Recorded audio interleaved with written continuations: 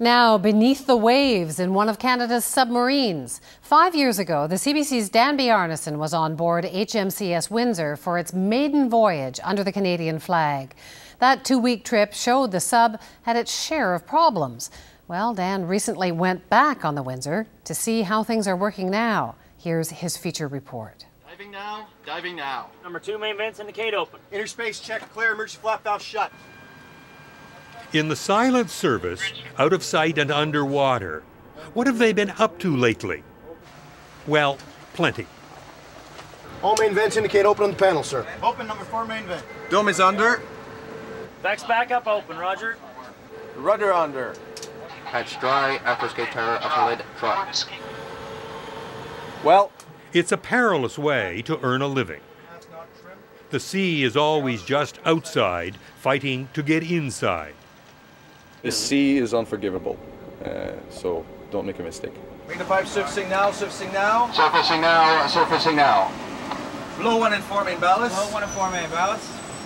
Stop blowing 1 and 4 main ballast. Full rise on the planes. Full rise on the planes. Routine here must never become mundane. Blowers running on The 1, 2, sea, 3, 4, says the Windsor's skipper, Luke Cassidy, rarely grants an inattentive crew a second chance. The reality in operations in a submarine compared to a ship is we have the third dimension to worry about. And once you start operating in very deep water, at very deep depth, you got incredible pressure on you from just the physical pressure of the water. And if something does go wrong, if someone doesn't either a piece of equipment fail or someone does not perform their function quite correctly, it could have consequences on everyone. So they have the comfort that, yeah, we're there, and they can see. A veteran of 16 years in submarines, Cassidy's style of command is typical of sub-captains. Informal, but never in doubt. Tension and control, max duct depth 45 meters. The 50-odd crew members depend largely on his ability to forge a belief that their lives all depend utterly on each other. 8.5 meters, full rise on the planes. The Windsor has been the most active of Canada's 4 submarines. 2 others are being refitted and upgraded. The 4th, the ill-fated Chicoutimi, is mothballed for now after a fire killed 1 crew member and nearly destroyed the boat. The Chicoutimi is rarely talked about, but always thought about. The submarine fleet is a small community where everyone knows everyone else. LPB 913. Chief Petty Officer Cam MacDonald has been in subs almost 20 years. I guess we all go through phases. You know, the beginning of the phase was we were saddened and we were shocked. And then as you grow through the sadness and the shock, then we learn. And as the inquiry went on, we learned more, and then we get into the preventable, and we did that, and now we're going over it. We're coming through it. It'll never really leave us. The Chicoutimi will always be with us. It's something that we learn from the hard way. Survival means vigilance that is unending. All compartments check for leaks and report to HQ1. Everyone's on the lookout for leaks. All subs always leak a little. The trick is to spot new leaks. Windsor, on its maiden voyage 5 years ago, leaked more than a little, as we documented then. Leaking seawater and hydraulic fluid were a constant worry. That has since changed. Fire, fire, fire! Fire to WSC! What has not changed are the fire drills that are carried out with fanaticism. WSC is clear! WSC is clear?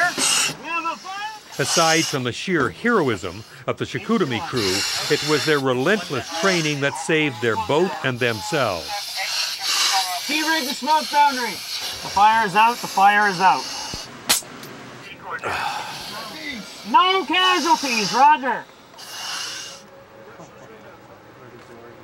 There is no night or day here, cut off from the stars and the sun. Each moment has the same tension as the last. There's an intensity here that does not ease on a boat that never sleeps. This lonely, insular society breeds a culture of deep secrecy. Cargo loading hatch dry. On this patrol, Windsor practices sneaking submerged into a coastal bay along Nova Scotia's coast. Canada's subs are especially designed for such stealth-like operations. Panel lower tack, lower induction, lower exhaust, check all that's fully lowered. To ensure we don't get counter-detected by shore-based radar or observers ashore, is to minimize our mass exposure. So to do that and to keep ourselves safe, we run through a series of all-round look, which are designed for observing any vessels that are close to us to keep ourselves safe in relationship to them, and then navigation fixes to ensure that we are following our plan and we're staying in safe water. In a real-life scenario, this would be a secret or a confidential operation. This would be, absolutely. The idea is for no one to know you're here. Exactly. Ship lower lids. Panel race attack. Canada's subs are meant to hunt and kill other subs, but they're used mostly to spot fisheries violations, drug runners, and illegal immigrants. However, they're also designed for another task seldom mentioned. There are many hints here of a new, more muscular Canadian submarine service, the silent service they call it, and you can expect it to become more silent as it takes on new missions and more unconventional tasks. Here's a potential plan. These subs are now developing new techniques with the Army and the Air Force to land special agents, saboteurs, or spies on unfriendly shores. The Minister of National Defence wanted that capability to be able to insert specialist forces in area from a submarine, either for counterterrorism activities or missions or whatever other missions. Our priorities for this exercise is safety of the submarine and personnel, safety of other shipping, remaining undetected, and achieving the aim of entering St. Margaret's Bay. That is all. Here's how such a classified mission would begin. The Windsor sneaks in submerged, weaving its way through a narrow inlet into a bay along a coast, repeatedly checking its location, exposing the periscope for only a few seconds each time to avoid detection. Down. That's 089. Keep 19 meters. 19 meters.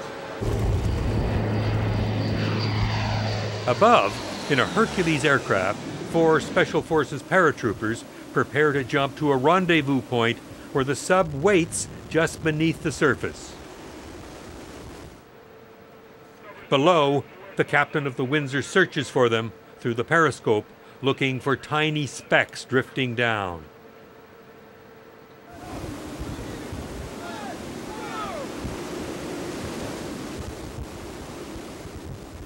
And above, one by one, they're gone. Below, anxious moments of nothing, then finally. Confirm 4 jumpers in the air. Over. Confirm 4 jumpers. First shoot opening now. Over. Yeah, I got them visual. Just taking pictures of them.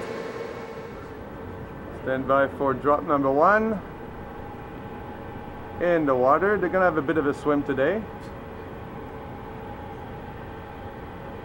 Second is nice and close to number 1, almost just next to him. Number 3 is on his way. Right there. All right, and number 4 is approaching. He looks he won't be too far away this time. If that's still like us, I'm not sure. A little further away. Okay. Last drop. 4 shoots in the water. And I see 1, 2, 3, 4 heads out of the water. Everybody looks safe. Okay, slow ahead. The soldiers are Army Pathfinders, commando-type specialists. The idea is that before landing on a coast, they would first be airdropped to a sub waiting offshore. Once in the water, they'd attach themselves to a cable on the boat as it surfaces. Once linked with the sub, they would then pick up their weapons and equipment and then prepare to sneak ashore in dinghies while the sub sails away. And Access hatch is open. In charge of the Army team, a captain, referred to simply as Tim. Well, I've never done this before, like the submarine, and so we're actually learning how to do it. We're trying to figure out the most easy or simplest and most effective ways of actually having specialists link up with the submarine. So we're learning an awful lot in terms of environmental conditions and how they're going to affect our ability to do it safely and effectively. Maneuvering of the submarine and its limitations of guys in the water. It's not easy at all. There's an awful lot of factors that are put into play when you look at the aircraft, the way it has to fly, the parachutes, how they handle the weather. It's a new, tricky business, dovetailing soldiers, subs, and planes. So there are more flights, more jumps, more rendezvous. The crisp mood here is about a more robust, action-oriented mindset in the armed forces. Submarines landing secret agents, parachutists, all the spooky stuff of clandestine operations. All part of coping with the security threats of the new age. We are adjusting our focus to the realities of the time. Recent events in this decade have shown that the world is, grossly unstable, and you just don't know where it's going to come from. This was training. The real thing is called real time. And if it's ever time for real time, it would be far from home in the dead of night in dreadful weather. The men would be retrieved, and all done with such stealth they'd be gone before anyone realized they'd been there at all. The real-time operation will be absolutely covered because these kind of RVs will take place well off the shore, out of the eyesight of anyone. And unlike these exercises, in a real-time operation, the silent service would instantly be enshrouded in its traditional secrecy.